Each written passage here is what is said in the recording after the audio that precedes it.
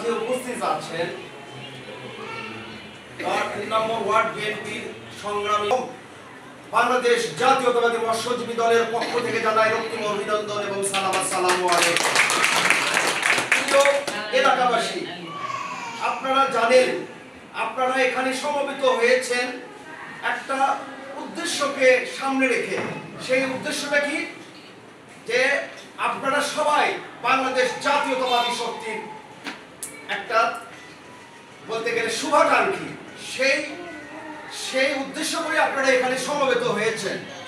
আপনারা জানেন যে এই আসন থেকে আমাদের ভারপ্রাপ্ত চেয়ারম্যান জনাব তারেক রহমান ধানের শীষের নির্বাচন করবেন এবং আমাদের 7 নম্বর আসন গাবতলী শাহজাহানপুর থেকে আমাদের তিনবারের প্রধানমন্ত্রী জনাবা খালেদা জিয়া এখানে ধানের শীষের প্রতীক নিয়ে নির্বাচন করবেন। যেহেতু আপনারা জানেন যে ওনারা আমাদের একই এলাকায় বসবাস, আমাদের বড় ভাই বলেন আর আমাদের শ্রদ্ধাভাজন মাই বলেন, তাহলে আমাদের তার প্রতি হক আগে বাড়ায় যে আমরা যেহেতু উনি আমাদের ভাই এবং আমাদেরই মা, অগ্রাধিকার ভিত্তিতে আমরা ধানের শীষ মার্কাকে ভোট দেব ইনশাআল্লাহ। এবং আরেকটা বিষয় যে আমরা কি কারণে আমরা এই জিয়া পরিবার এবং ধানের শীষকে ভোট দেব, আমরা যদি আপনারা জানেন যে বিগত 17 বছর যাবত এই বগুড়ার কোনো উন্নয়ন হয় নাই। আমরাই যদি আমাদের বগুড়াকে উন্নয়নের শিখরে পৌঁছাতে চাই তাহলে আমাদের মনোনীত জাতীয়তাবাদী শক্তিকে নির্বাচিত করতে হবে। আর তারই ধারাবাহিকতায় এখানে আমরা যদি তারেক রহমানকে আমরা জয়যুক্ত করি তাহলে আমাদের আশা আকাঙ্ক্ষা পুরোপুরি আমাদের পূর্ণ হবে ইনশাআল্লাহ।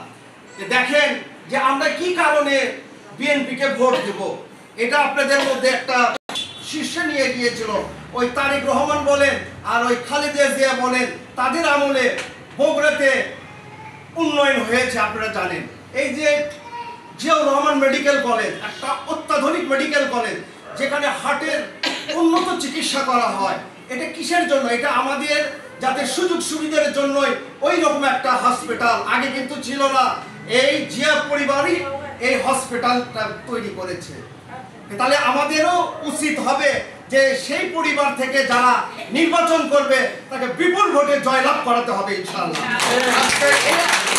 এই সমাবেশ থেকে আমরা প্রতিজ্ঞাবদ্ধ হব, তার প্রতিপক্ষ ওই জামাতে ইসলাম হোক আর যেই হোক, তাকে আমরা বিপুল ভোটের ব্যবধানে তারেক রহমানকে আমরা জয়যুক্ত করব, এটা আমরা অঙ্গীকারবদ্ধ হব। প্রিয় এলাকাবাসী, আপনারা আরো জানেন আজকে যে দেখতে পাচ্ছেন যে এই যে আমাদের বড় বড় প্রশস্ত রাস্তা, এটা কিন্তু আগে ছিল না। এটা কার অবদান? ওই তারেক রহমানের অবদান, ওই খালেদা জিয়ার অবদান এবং জিয়ার পরিবারের অবদান। ইনশাআল্লাহ দেখেন, আবার যদি তারেক রহমান এই বাংলাদেশের প্রধানমন্ত্রী হয়, আমাদের ভোটে যদি প্রধানমন্ত্রী হয়, তাহলে বগুড়াকে উনি একটা সেকেন্ড রাজধানী তৈরি করে দেবেন ইনশাআল্লাহ।